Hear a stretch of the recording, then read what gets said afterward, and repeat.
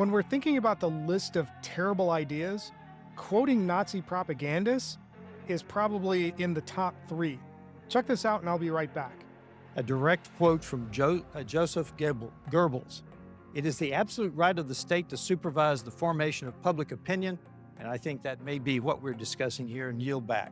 What you heard right there is Keith Self, a Texas congressman on the House floor, quoting Joseph Goebbels in defense as part of his argument against censorship. I can't think of a single scenario where I would look to quote somebody from the Nazi regime in defense or in support of an argument that I'm making. If you have to rely on quoting Nazis to support your argument, maybe your argument isn't that strong. But here's the broader issue with that quote.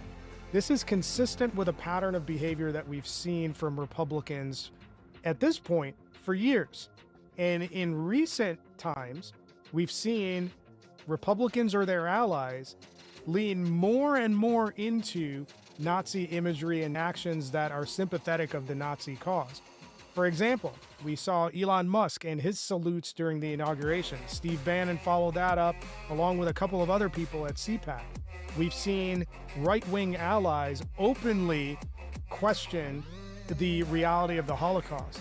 We have administration officials, including the vice president, following Nazi sympathizer accounts on various social media platforms. This is what we call a pattern.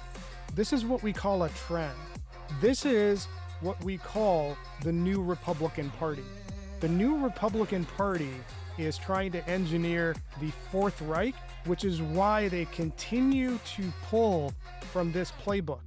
Are we really surprised that all of the white nationalist groups across the U.S., all of the neo-Nazi groups across the U.S., are lockstep behind the Republican Party and what they want to do? That is not a coincidence.